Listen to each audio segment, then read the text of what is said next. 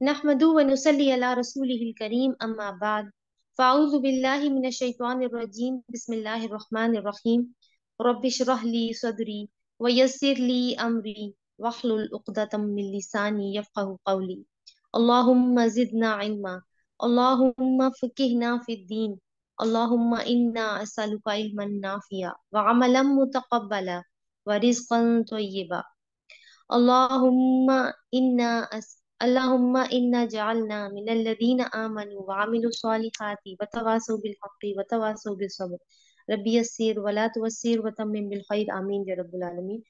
अल्हम्दुलिल्लाह आज हम अपना 12वां पारा स्टार्ट करने जा रहे हैं और सूरह हूद जारी है।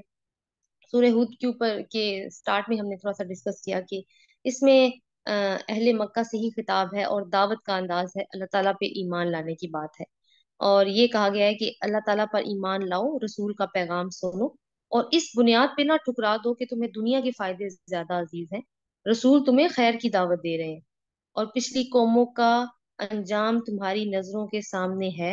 अगर तुम भी उसी तरह का रवैया रखोगे तो तुम्हारा अंजाम भी उसी तरह का हो सकता है।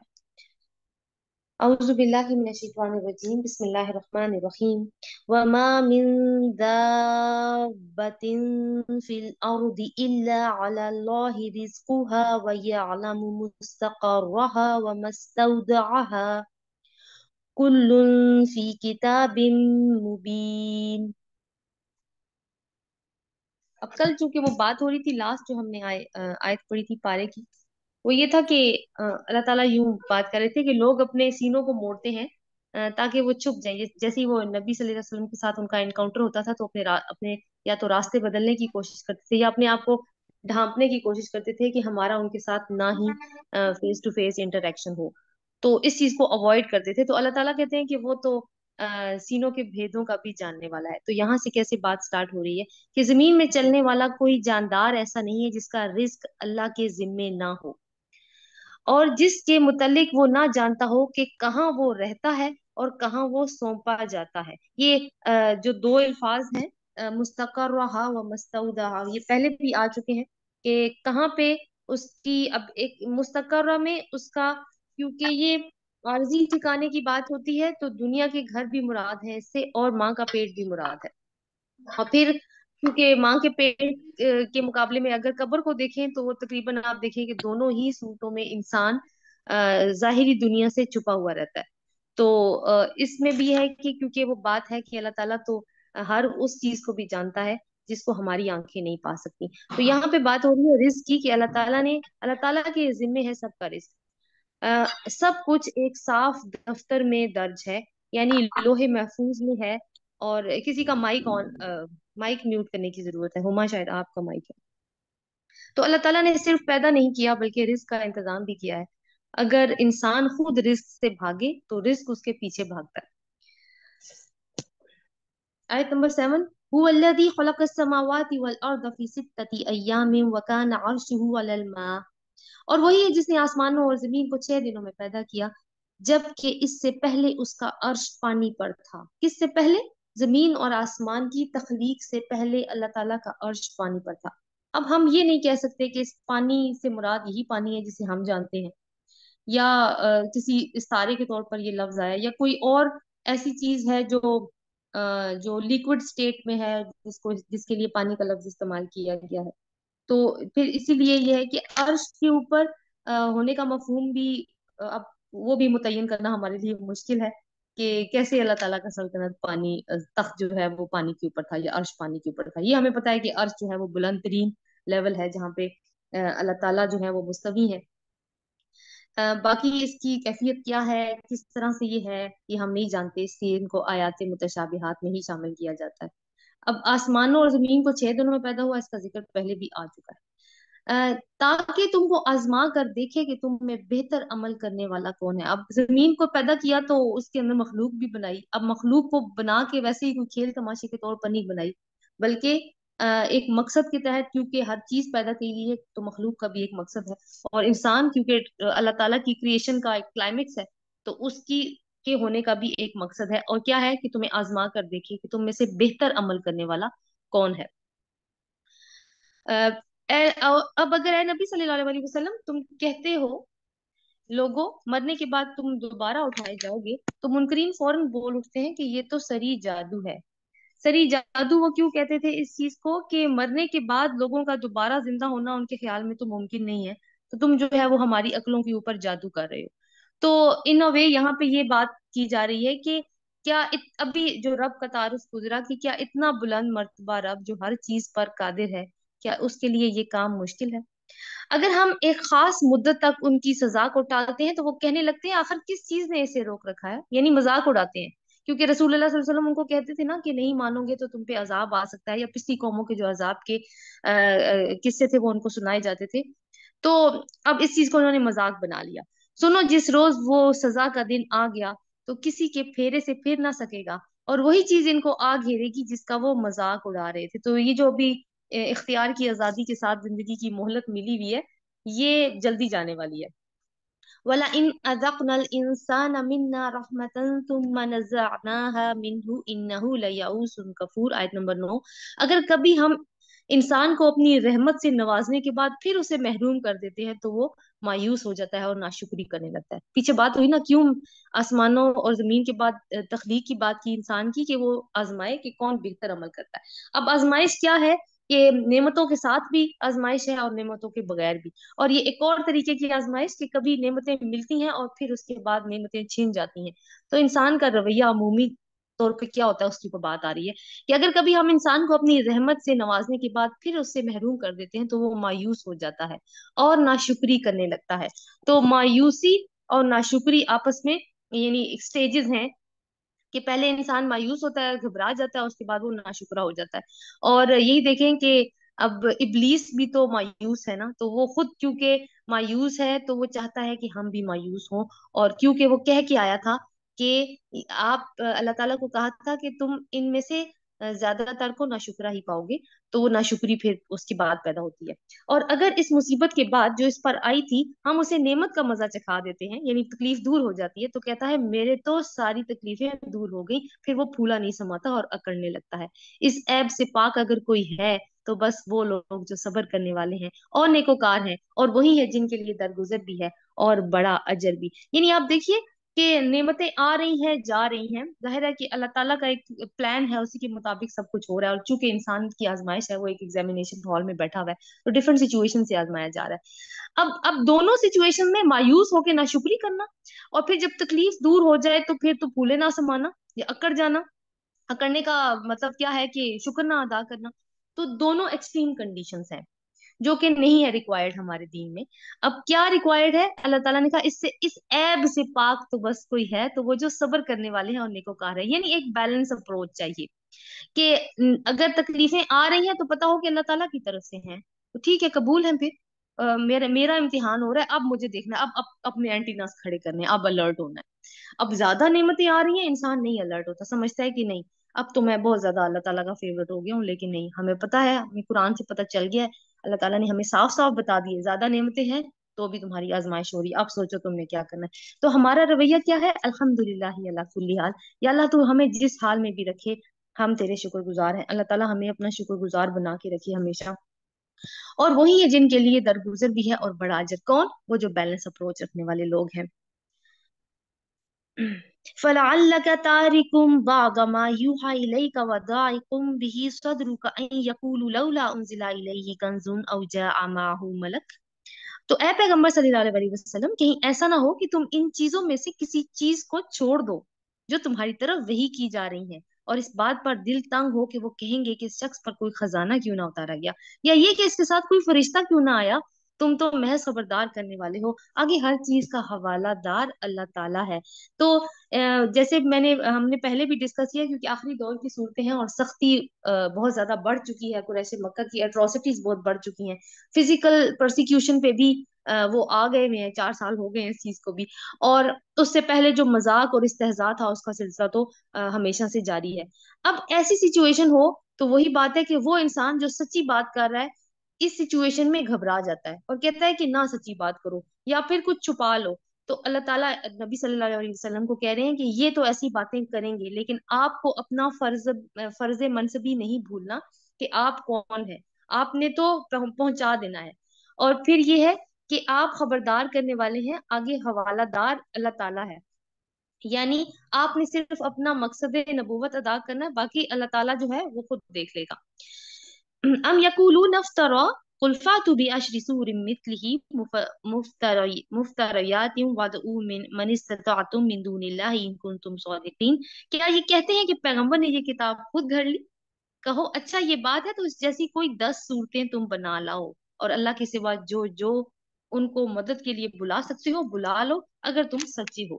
یہ آپ دیکھیے، یہ فرسٹ چیلنج آیا تھا ان کو مکی زندگی میں. یہ پہلا چیلنج تھا کہ کوئی سی 10 صورتیں بنا کے لے آؤ. پھر وہ نہیں کر سکے تو دوسرا چیلنج آیا تھا کہ چلو کوئی سی ایک صورت ہی بنا کے لے آؤ. تو یہ مکی زندگی کے چیلنجز تھے. لیکن اتنے زباندان ہونے کے باوجود، کیونکہ قریش جو تھے وہ بہت زیادہ، باقیوں کو تو وہ عجمی کہتے تھے کہ یہ تو گونگے ہیں، بولنا تو صرف ہمیں آتا ہے. اور اس میں کوئی شک بھی نہیں تھا کہ کئی دفعہ پوری پوری کانورسیشن اس طرح سے ہو رہی تھی، ایسے ایسے الفاظ یوز کر رہے ہوتے تھے یہ لوگ جس میں کوئی نقطہ ہی نہیں ہوتا تھا. مطلب اتنے ٹاپ پہ جا چکے تھے یہ لینگویج کے اندر. تو کیونکہ وہ زبان دانی میں بہت زیادہ یہ لوگ ماہر ہو چکے تھے، اسی لیے اگر کوئی قوم کسی چیز میں بہت زیادہ اوپر چلی گئی ہے، ہم نے پیچھے بھی دیکھا حضرت موسیٰ علیہ السلام کے دور میں جیسے جادو کا بہت زیادہ اس میں تھا، تو معجزات بھی ایسے ہی ادا کیے گئے کہ وہ جادو کو چیلنج کرنے والے تھے. اسی طرح حضرت عیسیٰ علیہ السلام کا جو دور تھا وہ طب میں بہت اوپر تھا، تو ان کو جو معجزات ادا کیے تھے وہ ایسے تھے. تو اس دور کے لوگ جو ہیں وہ کمیونیکیشن میں اور یہ لینگویج اسکلز میں بہت اوپر تھے. تو ان کے مقابلے میں پھر کیا چیز بھیجی گئی؟ قرآن. تو قرآن نے پھر ان کو عجمی بنا دیا. یہ نہیں کوئی آیت، ایک آیت بھی نہیں بنا سکے. حالانکہ ایسے ایسے ان کی اگر ہم لٹریچر کی ہسٹری پڑھیں تو بہت مطلب مارولس قسم کی ہسٹریز ملتی ہیں ان کی، کس طرح کے لوگ تھے. اور اللہ تعالیٰ نے کہا کہ پھر تم کسی اور کو مدد کے لیے بلا لو. اب پہلے 10 صورتوں کا چیلنج آیا، پھر ریڈیوس ہو کے وہ ایک پہ چلا گیا تاکہ ان کو احساس ہو کہ ہم نے تو نہیں کیا، لیکن یہ نہیں کر پائے. اور اب اگر وہ تمہارے معبود تمہاری مدد کو نہیں پہنچتے تو جان لو یہ اللہ کے علم سے نازل ہوئی ہے، تم نہیں مقابلہ کر سکتے اس کا. یہ مان لو، پھر آپ یہ بات سرنڈر کر دو اس کے آگے. اور یہ کہ اللہ کے سوا کوئی حقیقی معبود نہیں ہے، پھر کیا تم اس امر حق پر سر تسلیم خم کرتے ہو؟ من کان یرید الحیات الدنیا وزینتها نوفی الیہم اعمالہم فیہا وہم فیہا لا یبخسون. جو لوگ بس اس دنیا کی زندگی اور اس کی خوشنمائیوں کے طالب ہیں، ان کی کارگزاری کا سارا پھل ہم ان کو یہی دے دیتے ہیں، اور ان میں اور اس میں ان کے ساتھ کوئی کمی نہیں کی جاتی. جیسے جس کے لیے اگر دنیا بہت زیادہ اٹریکٹیو ہے اور اس کی ساری تک و دو دنیا ہی حاصل کرنے کے لیے ہے تو اللہ تعالیٰ اس کو وہ دے دیتا ہے. مگر آخرت میں ایسے لوگوں کے لیے آگ کے سوا کچھ نہیں. وہاں معلوم ہو جائے گا جو کچھ انہوں نے دنیا میں بنایا وہ سب ملیا میٹ ہو گیا، اور اب ان کا سارا کیا دھرا محض باطل ہے. کیونکہ جو بھی انہوں نے کیا دھرا تھا دنیا کے اندر وہ کس مقصد کے لیے کیا تھا؟ لوگوں کی نظروں، لوگوں کو امپریس کرنے کے لیے. ریاکاری تھی اس کے اندر، اپنا کوئی انٹرسٹ تھا کہ بعد میں انہوں نے الیکشن لڑنا تھا یا اس طرح کی کوئی بات. تو وہ کیا ہوا؟ وہ ختم ہو گیا سارا. تو کیا ہمارے لیے دعا کرنی چاہیے، ربنا آتینا فی الدنیا حسنہ وفی الآخرۃ حسنہ وقنا عذاب النار. افمن کان علی بینۃ من ربہ ویتلوہ شاہد منہ ومن قبلہ کتاب موسیٰ اماما ورحمہ. 17، آیت نمبر 17.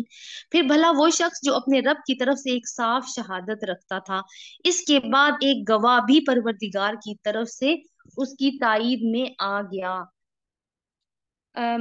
اور پہلے موسیٰ کی کتاب رہنما اور رحمت کے طور پر آئی ہوئی موجود تھی، کیا وہ بھی دنیا پرستوں کی طرح اس سے انکار کر سکتا ہے؟ ایسے لوگ تو اس پر ہی ایمان لائیں گے. اب یہ دیکھیے، یہ یہاں پہ نا تھوڑا سا ایک جملہ اس طرح کا استعمال کیا گیا کہ اس کو کہتے ہیں جملہ معترضہ. یہ ایک ایسا جملہ ہوتا ہے جو عبارت کے تسلسل میں تو آتا ہے لیکن عبارت کا تسلسل توڑتا ہے لیکن مفہوم کو سپورٹ کرتا ہے. جیسے میں دوبارہ سے پڑھتی ہوں، جملہ معترضہ نہیں بولتی.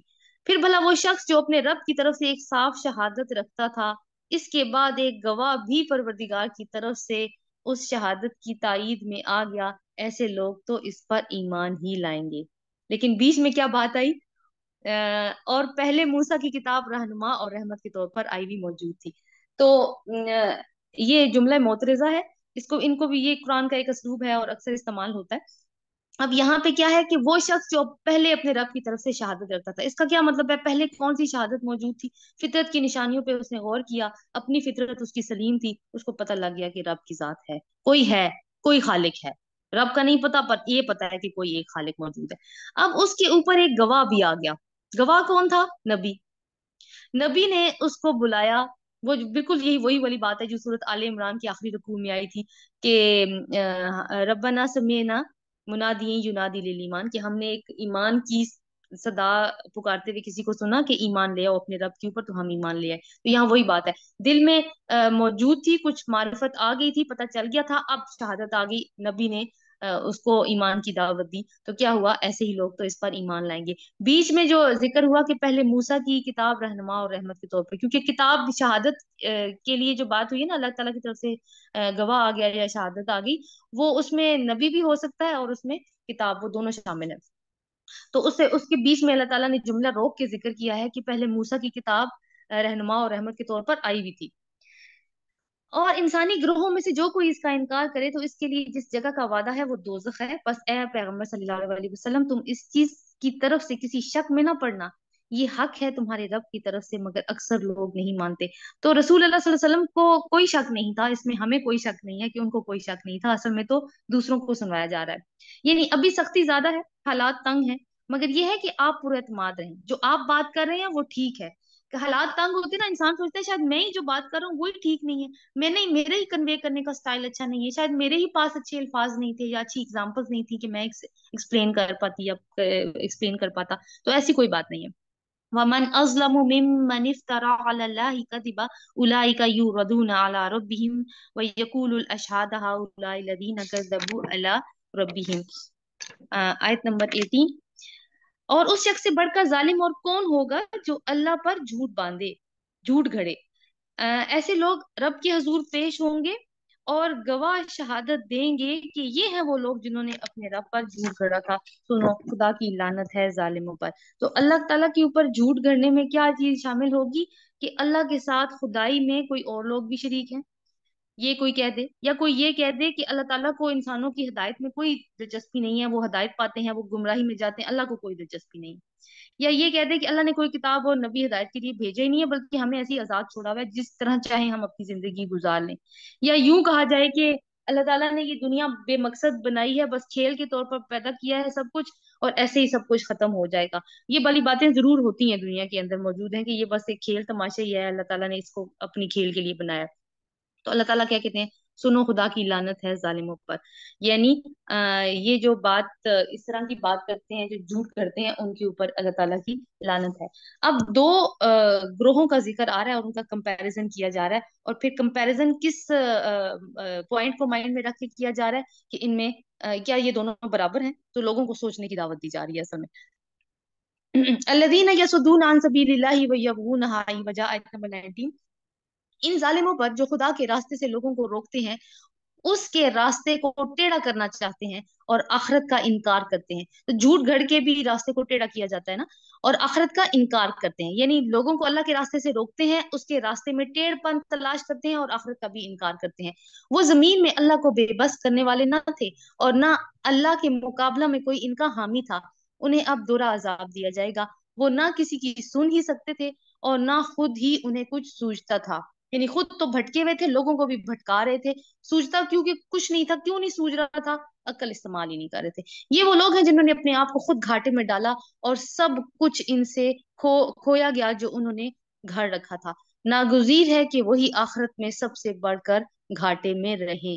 दूसरा ग्रोह की बात है, रहे वो लोग जो ईमान लाए और जिन्होंने नेक अमल किए और अपने रब ही के होकर रहे, तो यकीनन वो लोग जन्नती हैं और जन्नत में हमेशा रहेंगे। इन दोनों फरीकों की मिसाल ऐसी है जैसे एक आदमी तो हो अंधा बहरा और दूसरा हो देखने और सुनने वाला। क्या ये दोनों बराबर हो सकते हैं? क्या तुम इस मिसाल से कोई सबक नहीं लेते? तो आप देखिए कि हमने अब यहाँ पे अब दोनों ग्रोहों का अल्लाह ताला ने कंपैरिजन ड्रॉ करके हमें बता दिया है कि आखिर में कंक्लूड भी कर दिया कि जो पहला ग्रोह था वो तो ऐसे हैं जैसे अंधे बहरे हों, और दूसरे सुनने वाले, तो दोनों बराबर तो नहीं हो सकते। दुनिया में अभी आप देखें कि ये दोनों बराबर नहीं है। जाहिर है एक बंदा एक बंदे के पास बेसिक सेंसेस की फैकल्टी नहीं है और दूसरे के पास है, तो वो कैसे बराबर हो सकते हैं? तो हम ये देखना है, हमने, मैंने और आपने, कि हम अब कौन से ग्रोह में शामिल है यहाँ पर। अब हजरत नूह अलैहिस्सलाम का, क्योंकि यहाँ पे वो जोड़े होने की निस्बत से सूरह यूनुस में भी उनका तस्करा था, लेकिन कम था, हजरत मूसा अलैहिस्सलाम का ज्यादा था। यहाँ पे हजरत नूह अलैहिस्सलाम का जो तस्करा है वो थोड़ा सा डिटेल में है, और हजरत मूसा का कम होगा। वलक़द अरसलना नूहन इला कौमिही इन्नी लकुम नज़ीरुम मुबीन, आयत नंबर 25। और ऐसे ही हालात थे जब हमने नूह को उसकी कौम की तरफ भेजा। ऐसे ही कैसे? जैसे नबी सल्लल्लाहु अलैहि वसल्लम आप जैसे हालात फेस कर रहे हैं, नूह अलैहिस्सलाम को भी ऐसे ही हालात फेस करने पड़े थे। अब इतनी तंगी हो ना, एक इंसान इतनी मुश्किल वक्त से गुजर रहा हो, तो कुछ उसको इस तरह की दूसरे लोगों की मिसालें दी जाएं जिन्होंने भी बहुत ज्यादा तंगी का वक्त गुजारा, और फिर उनको बताया जाए कि उन्होंने उस तंगी के वक्त में क्या किया, तो बड़ी तसल्ली हो जाती है उस शख्स के लिए जो उस वक्त मुसीबत से गुजर रहा होता है। तो इसी तसल्ली, एक पर्पस तो उसका ये भी है कि तसल्ली है रसूलुल्लाह सल्लल्लाहु अलैहि वसल्लम के लिए, अहले ईमान के लिए तसल्ली है जो रसूलुल्लाह सल्लल्लाहु अलैहि वसल्लम के साथी हैं, और फिर कुरैश मक्का तो सुन रहे हैं ना जो कुछ आ रहा है, तो उनके लिए एक तंबी है उसके अंदर। और ऐसे ही हालात थे कि जब हमने नूह अलैहिस्सलाम को उनकी कौम की तरफ भेजा था, उसने कहा मैं तुम लोगों को साफ साफ खबरदार करता हूँ कि अल्लाह के सिवा किसी की बंदगी ना करो, वरना मुझे अंदेशा है कि तुम पर एक रोज दर्दनाक अजाब आएगा। जवाब में उसकी कौम, उनके सरदार जिन्होंने इसकी बात मानने से इनकार कर दिया था, बोले हमारी नजर में तो तुम इसके सिवा कुछ नहीं हो कि बस हम जैसे इंसान हो। हम देखते हैं कि हमारी कौम में से बस उन लोगों ने जो हमारे यहाँ अर्जल हैं, यानी थर्ड क्लास जिसको हम कहते हैं, जो हमारे यहाँ अर्जल है, बेसोचे समझे तुम्हारी पैरवी इख्तियार कर ली है, और हम कोई चीज भी ऐसी नहीं पाते जिनमें तुम लोग हमसे बड़े हुए हो, बल्कि हम तो तुम्हें छोटा ही समझते हैं, यानी पैगंबर को छोटा ही समझते हैं। देखिए, जब हमने किसी टीचर को असेस करना है ना, अभी भी टीचर को असेस करना है, तो हम किस क्राइटेरिया पे उसको असेस करेंगे? कि उसका अपना नॉलेज कैसा है, उसका एक्सपीरियंस कितना है, वो क्लास में किस तरह से पढ़ाता है बच्चों को, उसकी कितनी बात समझ में आती है, फिर जब एग्जाम होता है तो वो किस तरह के रिजल्ट देता है। ना कि इस बात पे कि उसको पेट की दर्द की बीमारी का पता है, या उसको ये पता है कि अपेंडिक्स का ऑपरेशन कैसे करते हैं, या ये कि वो कितने माल वाला है, या उसके पास कौन सी गाड़ी है। इन बेसिस पे तो हम नहीं उसको असेस करते। तो ये लोग क्या करते थे कि अब नबी है, नबी का क्राइटेरिया ऑफ असेसमेंट क्या होना चाहिए कि लोग नबी को कैसे असेस करें, ये क्राइटेरिया उन्होंने अपने जो आम लीडर्स वाला क्राइटेरिया था ना, इसके पास तो माल नहीं है, ये तो आम से खानदान से है, और इसके तो माँ बाप बचपन में फोत हो गए थे, तो ये नबी कैसे हो सकता है। तो इन ये चीजें जो लोगों की नजरों में जच चुकी है ना, और हमारा सबका क्राइटेरिया बन ही ये गया है कि हम हर एक को उसी सांचे में ढाल के चेक कर रहे होते हैं। तो इन लोगों ने भी यही देखा कि नबी जो है वो किस कैटेगरी ऑफ सोसाइटी में किस क्या मकाम रखता है। लेकिन ये है कि यानी अपने अपने अपने अपने मयार के ऊपर उसको परख रहे हैं, उसको नबी होने के मयार पे नहीं परख रहे। तो इस वजह से ना क्या क्या कह रहे हैं, अच्छा तुम तो छोटे हो खुद भी, और तुम्हारे ऊपर जो ईमान लाने वाले लोग हैं वो भी छोटे हैं। इससे एक ये दलील भी निकालते थे वो लोग कि इतना तुम्हारा सच्चा दीन होता, इतना वो अट्रैक्टिव होता, तो बड़े बड़े लोग पहले इसको फॉलो करते ना, उन्होंने क्यों नहीं फॉलो किया। अहले मक्का का भी यही एतराज था, ये एतराज कौम नूह का भी था। उसने कहा है बिरादरान कौम, जरा सोचो तो सही, अगर मैंने अपने रब की तरफ से अगर मैं अपने रब की तरफ से एक खुली शहादत पर कायम था, फिर इसने मुझको अपनी खास रहमत से भी नवाज दिया। यानी क्या? पहले ही मेरा करेक्टर बहुत अच्छा था, और तुम्हें पता है खुली शहादत थी इस बात की, और अब जो है अल्लाह ताला ने मुझे अपनी रहमत यानी नबूवत से भी सरफराज कर दिया। मगर वो तुमको नजर ना आई, तो आखिर हमारे पास क्या जरिया है कि तुम मानना चाहो और हम जबरदस्ती इसको तुम्हारे साथ चिपक दें। और ए बिरादरानी कौम, मैं इस काम पर तुमसे कोई माल नहीं मांगता।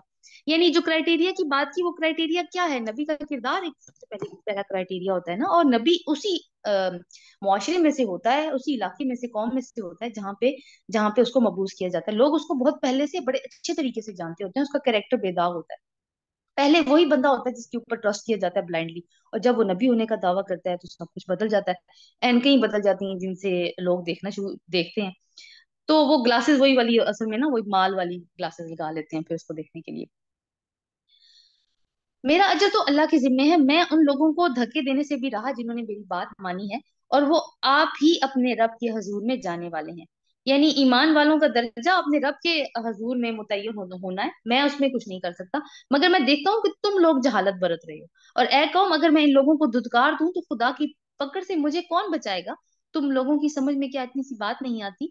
मैं तुमसे नहीं कहता कि मेरे पास अल्लाह के खजाने हैं, ना मैं ये कहता हूँ कि मैं गैब का इल्म रखता हूँ, ना ये मेरा दावा है कि मैं फरिश्ता हूँ। तो ये तीन चीजें भी होनी जरूरी है एक नबी के अंदर, उनके ख्याल में। और ये भी नहीं कह सकता कि जिन लोगों को तुम्हारी आंखें हकारत से देखती हैं उन्हें अल्लाह ने कोई भलाई नहीं दी, इनकी नफ्स का हाल अल्लाह ही बेहतर जानता है, अगर मैं ऐसा कहूँ तो जालिम होगा। तो वही बात कि अरबों से मुनासबत है इस चीज की, क्योंकि वहां पे भी यही वाली बहस चल रही है हर टाइम। قالوا يا نوح قد جادلتنا فأكثرت جدالنا فأتنا بما تعدنا إن كنت من الصادقين 32। आखिरकार उन लोगों ने कहा, ए नूह, तुमने हमसे बहुत झगड़ा कर लिया और बहुत कर लिया, अब तो बस वो अजाब ले आओ जिसकी तुम हमें धमकी देते हो, अगर तुम सच्चे हो। नूह अलैहिस्सलाम ने जवाब दिया, वो तो अल्लाह ही लाएगा अगर चाहेगा, तुम इतना बलबूता नहीं रखते कि इसे रोक दो। अब अगर मैं तुम्हारी कुछ खैर खाई करना भी चाहूँ तो मेरी खैर खाई तुम्हें कोई फायदा नहीं दे सकती, जबकि अल्लाह ही ने तुम्हें भटका देने का इरादा कर लिया हो, वही तुम्हारा रब है और इसी की तरफ तुम्हें पलटना है। तो अल्लाह ने कब भटकाने का इरादा किया है तो कौम नूह को? 950 साल के बाद। कोई एक दो दिन की बात नहीं है। ये नहीं कि हज़रत नूह अलैहिस्सलाम ने दावत दी, कौम ने इनकार कर दिया, उन्होंने कहा तुम तो हमारे जैसे बंदे हो, तुम्हारे पास तो कोई मौइजा भी नहीं है, हम नहीं मानने वाले। तो बस अल्लाह ताला ने कह दिया ये तो सारे काफिर हैं और इनको तो कूड़ा करकट बनाओ और अजाब की नजर कर दो। नहीं, ऐसा नहीं हुआ, और ना ही अल्लाह ताला का ये तरीका है, हम पहले भी पढ़ चुके हैं।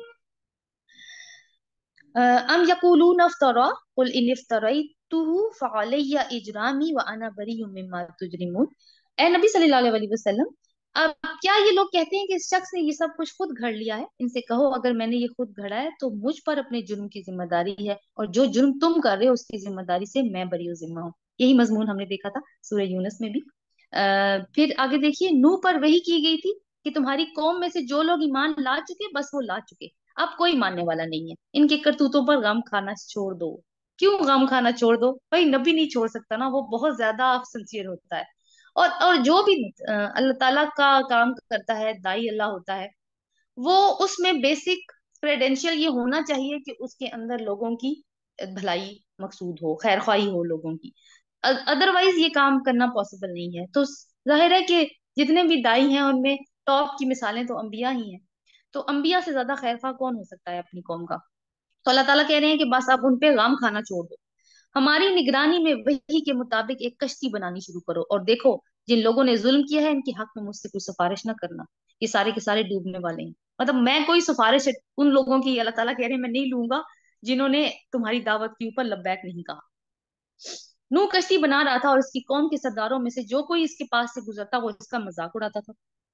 इससे इसने कहा, अगर तुम हम पर हंसते हो तो हम भी तुम पर हंस रहे हैं, अनकरीब तुम्हें मालूम हो जाएगा कि किस पर वो अजाब आता है जो उसे रुस्वा कर देगा, और किस पर वो बलाट टूटती है जो टालने से ना टलेगी।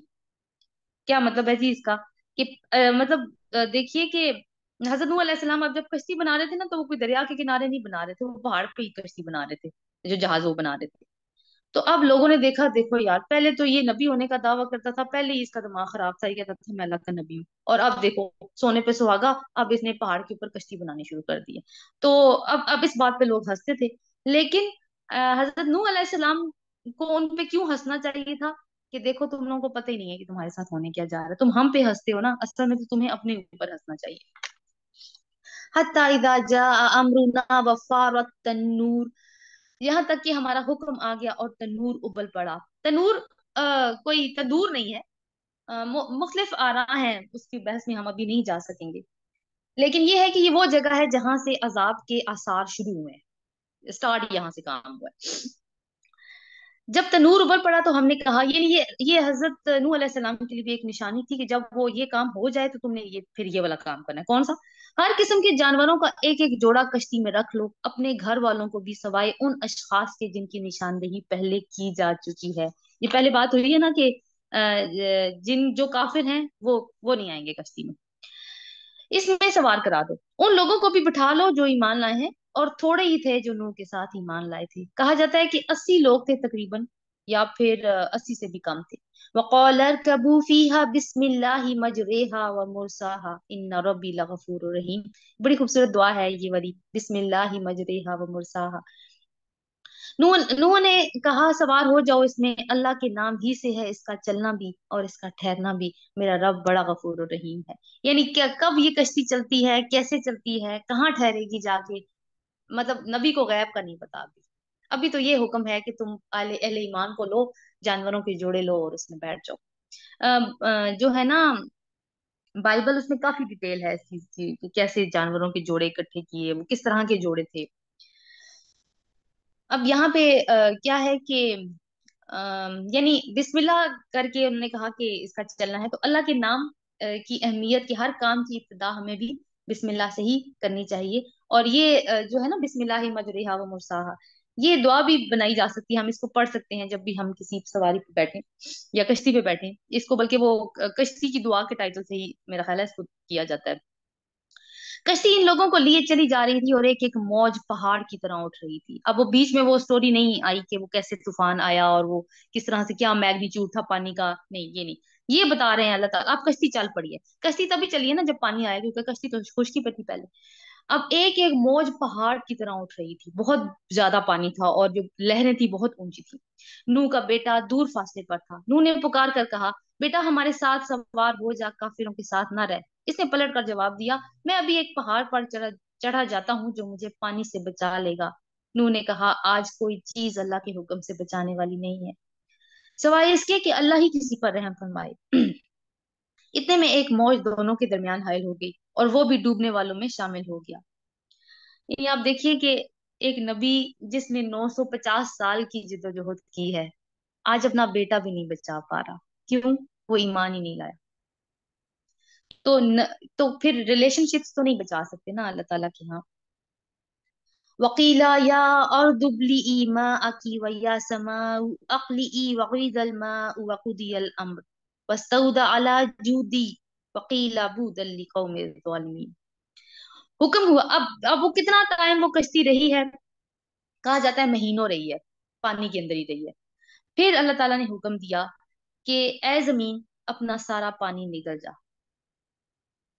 यानी ये जो लफ्ज इस्तेमाल हुआ है ना, या अर्दुबली माअक, यानी एकदम निकल जाए। ये नहीं कि जैसे नॉर्मली होता है ना कि बारिश होती है आस्ता आस्ता पानी जज्ब होता है, नहीं, फौरन निकल। जैसे वो एक होल होता है और उसमें आवाज आती है जब बहुत ज्यादा पानी का प्रेशर होता है ना, और कोई गटर के होल्स वगैरह बंद हो चुके होते हैं और फिर जब वो खुलते हैं तो एक जोर की आवाज के साथ पानी प्रेशर के साथ अंदर जाता है, बस ऐसी सिचुएशन इमेजिन कर लीजिए।